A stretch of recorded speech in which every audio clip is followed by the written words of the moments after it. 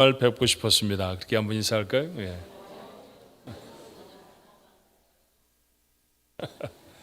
부부간에 그렇게 인사하시는 분 안 계시죠? 예. 정말 뵙고 싶었습니다. 부부간에 그러시면 제가 이번 주에 신방 가야 합니다. 그렇죠? 예.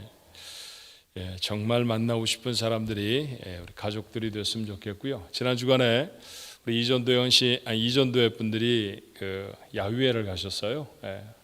교회 근처에 있는 파크에서 모이셔서 함께 음식을 나누시고 교제를 나누시는데 참 뵙기가 좋았습니다. 믿음 안에 있는 귀한 가족들이 그런 아름다운 모습으로 서로 연합하고 서로를 돌보는 일, 하나님 나라 갈 때까지 우리의 삶에 계속되기를 바랍니다.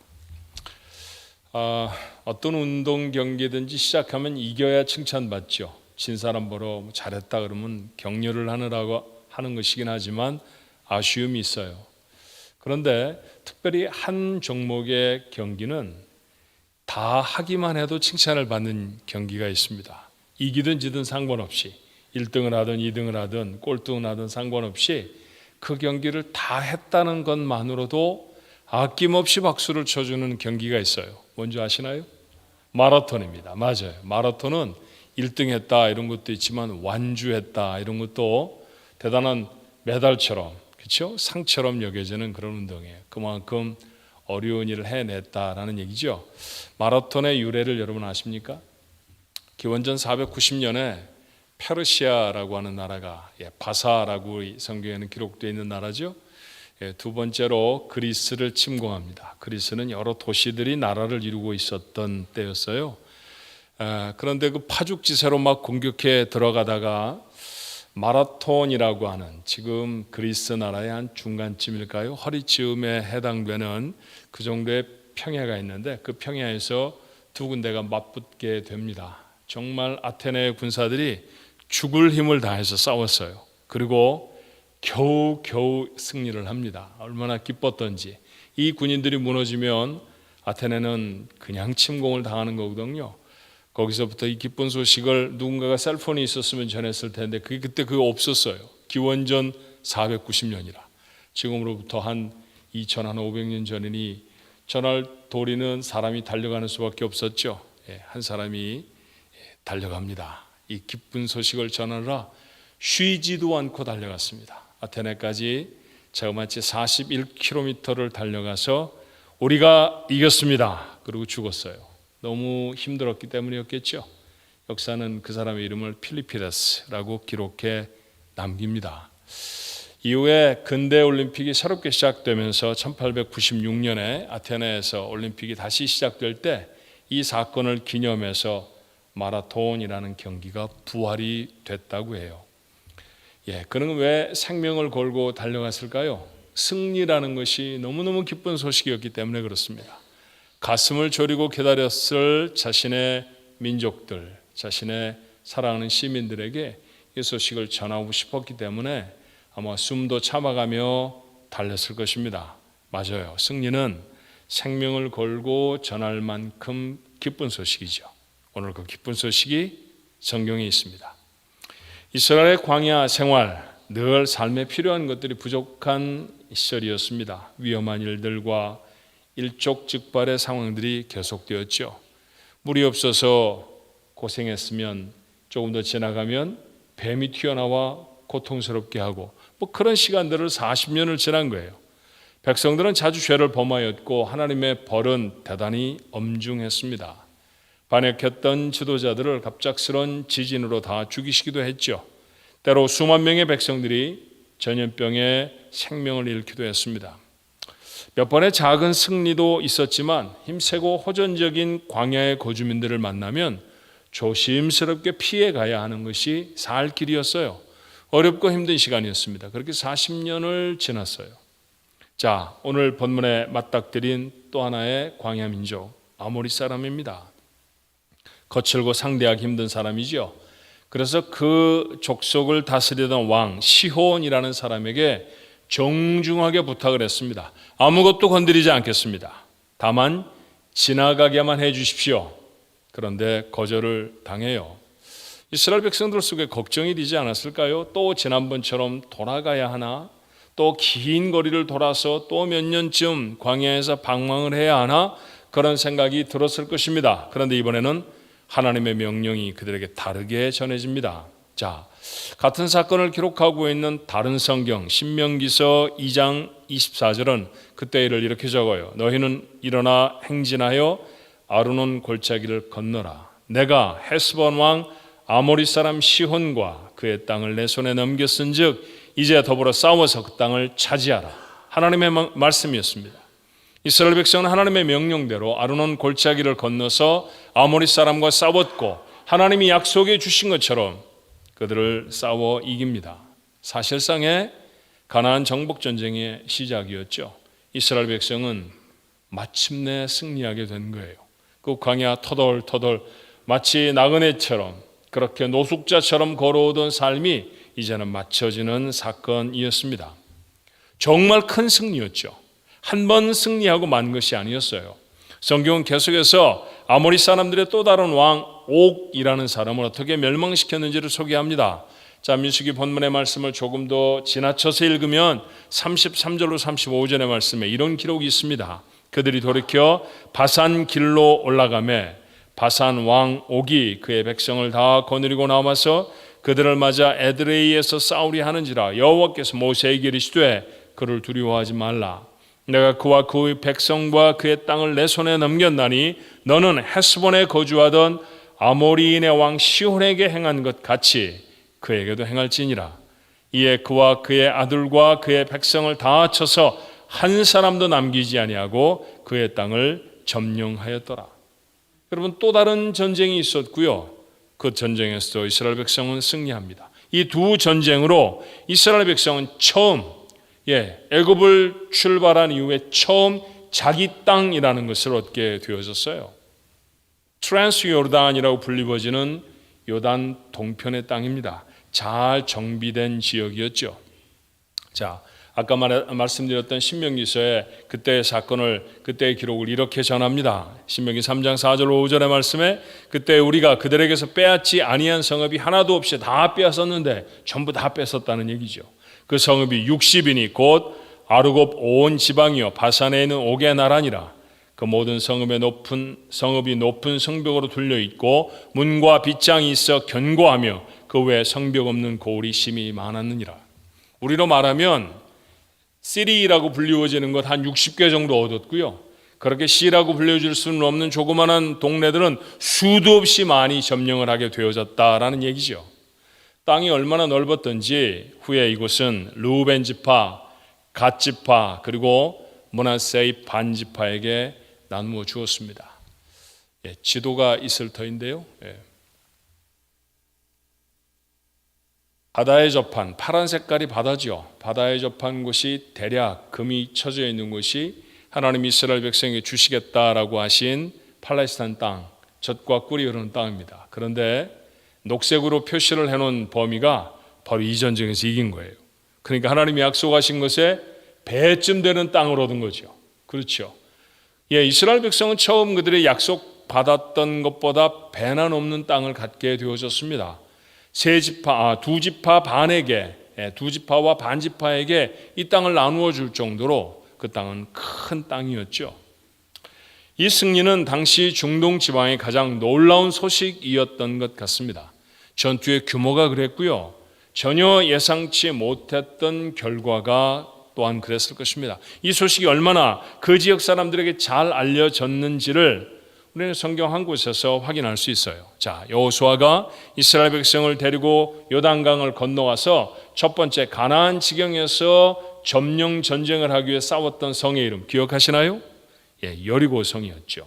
여리고성을 점령하기 전에 그 성에 정탐꾼들을 들여보내잖아요. 근데 그 정탐꾼들이 이스라엘 사람인 것을 알고 그곳에서 만났던 사람, 기생 라합이 한 말을 여호수아서 2장 10절로 11절은 이렇게 적습니다. 이는 너희가 애굽에서 나올 때 여호와께서 너희 앞에서 홍해물을 마르게 하신 일과 너희가 요단 저쪽에 있는 아모리 사람의 두 왕 시혼과 옥에게 행한 일 곧 그들을 전멸시킨 일을 우리가 들었음이니라.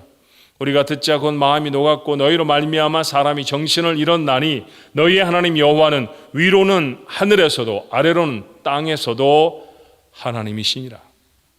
하나님을 모르는 사람이었어요.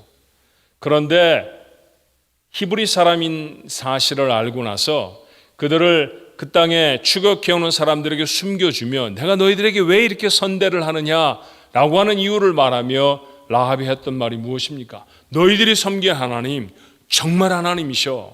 왜냐하면 우리가 두 가지 소식을 들었거든. 하나는 너희가 이집트 땅에서 나올 때 홍해를 마르게 하셨다는 이야기 우리가 다 들었어. 어마어마한 일이지 그거.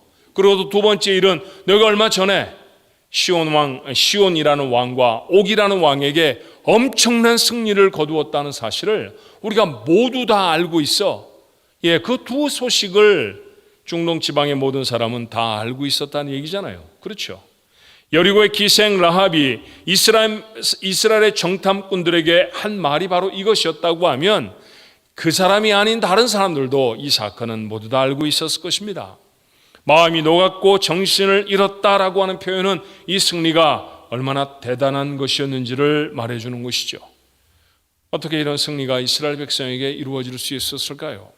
어떻게 40년을 지나오던 그 고단했던 사람들이 갑작스럽게 이렇게 용사가 되어져서 이 어마어마한 일들을 이루어낸 것일까요? 네, 맞습니다. 이스라엘이 달라졌죠. 무엇보다도 40년의 긴 고통스러운 기다림이 있었습니다. 광야라는 거친 땅을 여행하는 때문만 고통스러운 것은 아니었죠. 하나님께 반역하고 믿지 않았던 세대가 다 죽을 때까지의 기다림이었어요.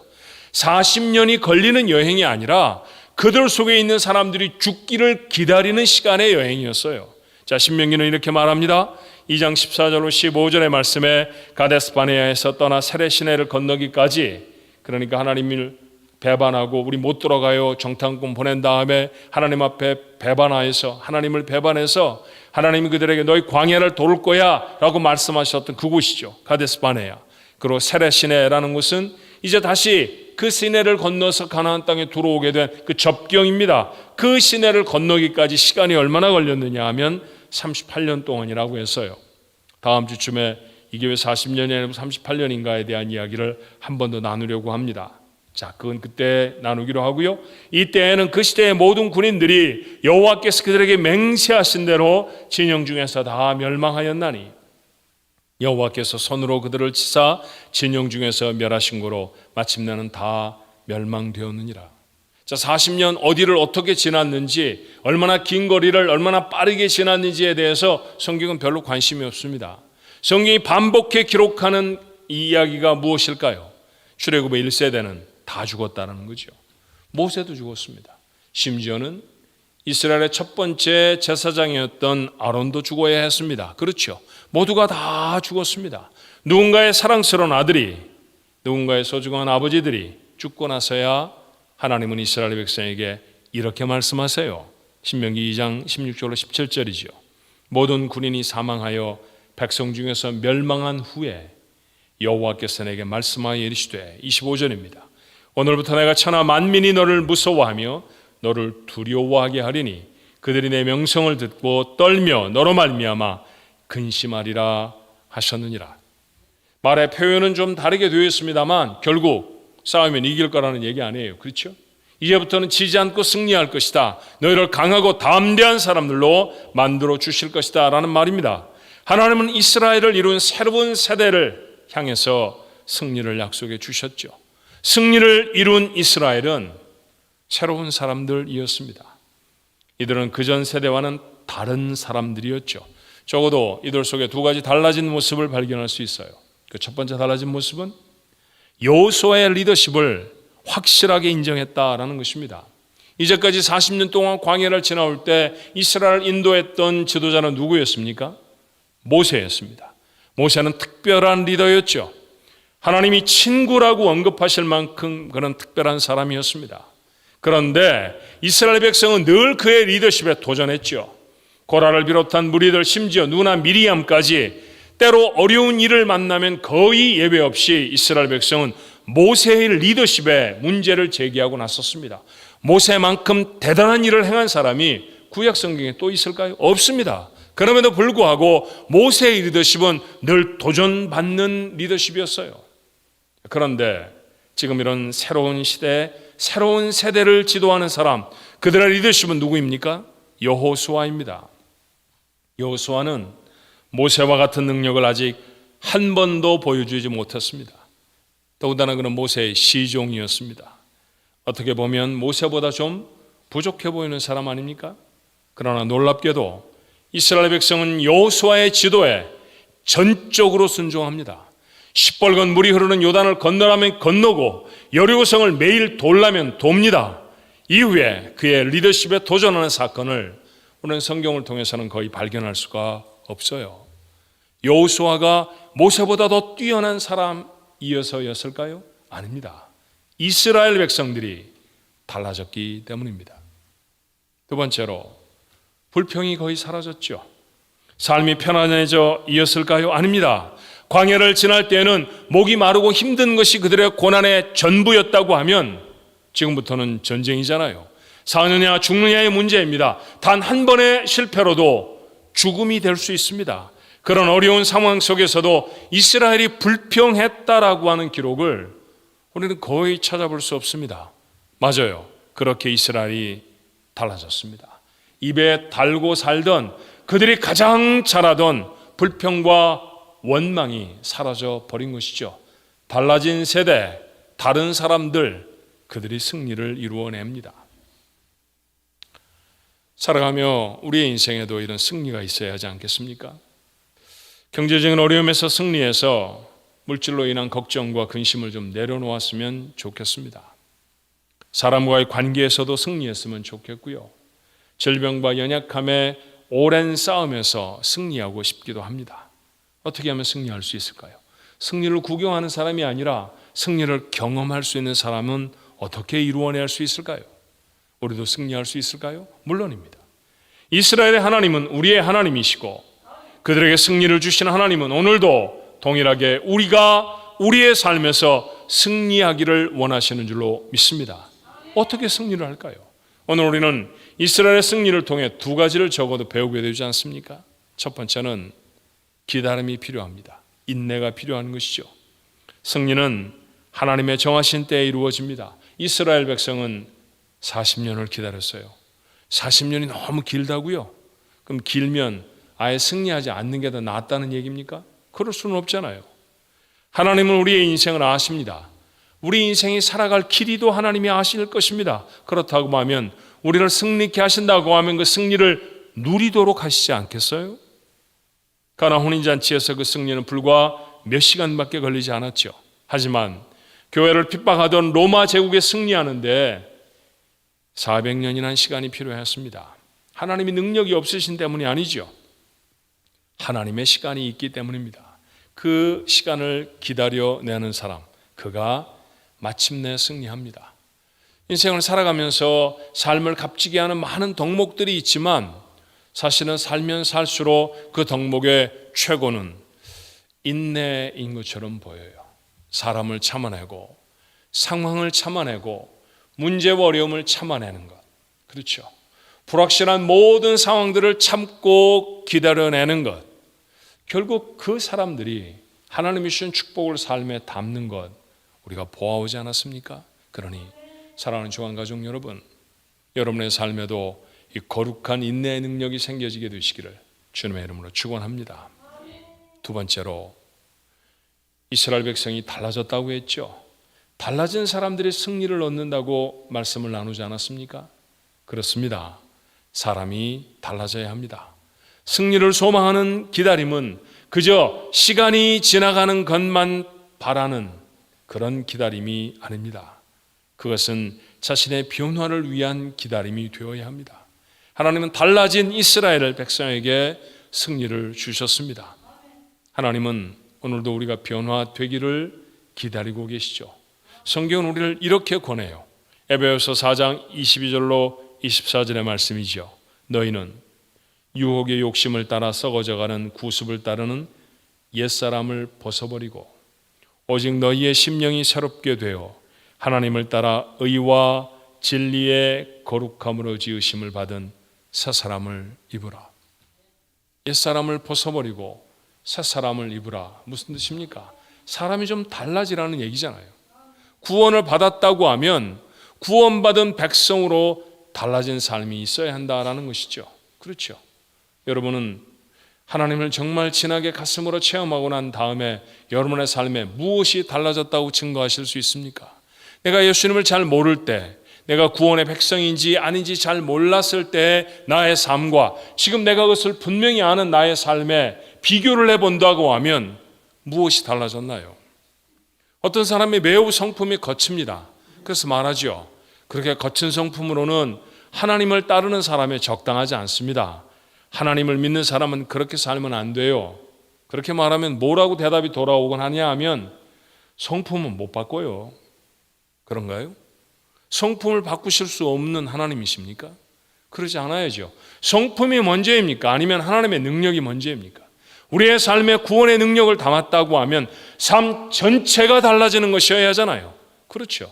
그 놀라운 변화의 삶, 새로운 삶이 되어져야죠. 맞아요.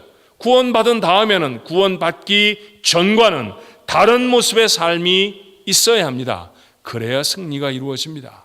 자, 그 삶이 구체적으로 어떤 것인지 에베소서는 계속 이렇게 말해요. 25절로 32절의 말씀을 잘 주의 깊게 들어볼까요? 그런즉 거짓을 버리고, 거짓말하면 안 된다는 거죠. 각각 그 이웃과 더불어 참된 것을 말하라. 이는 우리가 서로 지체가 됨이라. 분을 내어도 죄를 짓지 말며 해가 지도록 분을 품지 말고 벌컥벌컥 화내지 말라는 얘기잖아요. 마귀에게 틈을 주지 말라. 도둑질하는 자는 다시 도둑질하지 말고 돌이켜 가난한 자에게 구제할 수 있도록 자기 손으로 수고하여 선한 일을 하라. 누구에게 나눠주지 않으면 결국 아무리 모아도 도둑놈이라는 얘기 아닙니까? 나누어줄 준비를 하고 있지 않은 사람, 받는 것만 사랑하는 사람은 성경은 도둑놈이라고 말하고 있다는 사실 놓치지 않아야 하잖아요. 무릇 더러운 말은 너희 입 밖에도 내지 말고 오직 덕을 세우는데 소용이 되는 대로 선한 말을 하여 듣는 자들에게 은혜를 끼치게 하라. 아무 말이나 심뻑심뻑 다 하면서 나는 구원받았어요, 그런 소리 하지 말라는 얘기죠. 하나님의 성령을 근심하게 하지 말라. 너희가 그 안에서 너희가 구원의 날까지 인치심을 받았느니라. 너희는 모든 악독과 노함과 분냄과 떠드는 것과 비방하는 것을, 여러분 시간만 되어지면 전화통만 붙들면 누군가를 비난하는 사람이 구원에 합당한 새로운 사람을 입고 살아간다고 누가 말할 수 있습니까? 하나님은 그런 삶에 어떤 종류의 승리를 채워주실까요? 모든 악의와 함께 다 버리고 서로 친절하게 하며 불쌍히 여기며 서로 용서하기를 하나님이 그리스도 안에서 너희를 용서하심과 같이 하라. 이게 사사람입니다. 이런 삶의 모습이 우리에게 나타나는가 하는 것이죠. 그래야 승리를 자기의 것으로 할 수 있습니다. 늘 애를 쓰고 늘 고생하며 삽니다. 하나님이 베풀어 주시는 은혜, 그 은혜로 자신의 삶에 놀라운 승리를 일구어내는 사람은 따로 있습니다. 그 따로 있는 사람들을 점검해서 여러분에게 소개한다고 하면 그들 모두의 공통점은 무엇일까요? 달라진 사람들이었어요. 맞습니다. 하나님의 능력이 여러분의 삶에 임하시기를 소원하십니까? 그렇다고 하면 변화된 삶을 소망하고 그 삶을 결단하십시오. 성경에 이런 선언이 있죠. 고린도후서 5장 17절의 말씀에 그런즉 누구든지 그리스도 안에 있으면 새로운 피조물이라. 이전 것은 지나갔으니 보라 새 것이 되었도다. 분명히 그리스도 안에 있는 사람은 새로운 피조물입니다. 새 사람입니다. 그러나 새 사람으로 살아가지 않으면 새 사람에게 약속된 승리 누리지 못합니다. 이스라엘은 더 젊은 세대로 사람만 바뀌어진 것이 아니었습니다. 새로운 삶을 삽니다. 하나님이 세운 리더십은 존중하고 아무리 어려워도 불평하지 않습니다. 메뉴가 똑같다고 불평하던 아버지들과는 달랐죠. 하나님은 그런 사람들을 승리하게 하십니다. 사랑하는 종안가족 여러분, 원망과 시비를 그치십시오. 듣는 사람에게 은혜를 끼치는 말만 하겠다고 결단하셔야 합니다. 악독과 분노와 떠드는 것과 비방하는 것 버리십시오. 친절해야 합니다. 불쌍히 여기고 용서하십시오. 모든 일에 의로움으로 거룩함으로 자신의 삶의 기준을 삼아야 합니다. 이게 하나님 앞에 옳은가? 옳지 않으면 안 해야 합니다. 세상 사람들 모두가 다 해도 하나님이 보실 때 옳지 않으면 안 해야 맞습니다. 그게 변화된 사람입니다. 그런 기준으로 살아가는 삶, 승리를 구경하는 사람이 아니라 승리하는 사람이 될 것입니다. 마침내 승리하는 축복이 우리 가족들 모두의 것이 되기를 주님의 이름으로 축원합니다. 기도하십시다. 살기가 어렵다고 온 세상이 소란스럽습니다. 저들도 예외는 아니죠. 저희들도 세상을 사는 게 참 힘이 없습니다. 이스라엘 백성이 광야를 지나갔을 때 이랬을까 싶은 고단함이 우리의 삶에 있습니다. 하나님, 우리도 승리하고 싶습니다. 어떻게 아모리 사람들과 싸워 이길 수 있겠습니까? 그들은 강한 사람들이었고 군대를 준비한 사람들이었고 무기가 넉넉한 사람들이었습니다.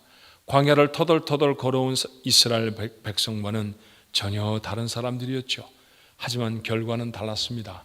바뀌어진 이스라엘은 그들을 물리치고 아무리 강하게 보여도 그들의 성읍을 자신의 것으로 소유할 수 있습니다.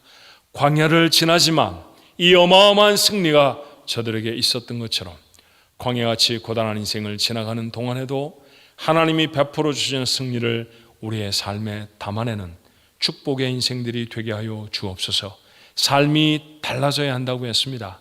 하나님이 허락하시는 승리를 이룰 때까지 참아 인내해야 한다고 했습니다.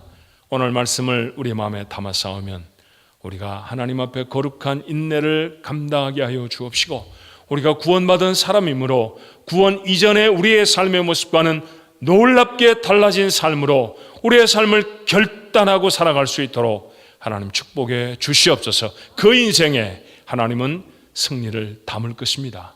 누군가의 삶에 담아주시는 승리를 구경하는 사람들이 아니라 자신의 삶에 넘치도록 부으시는 승리의 능력을 경험하게 되는 우리 가족들 모두가 되어지도록 축복하옵소서.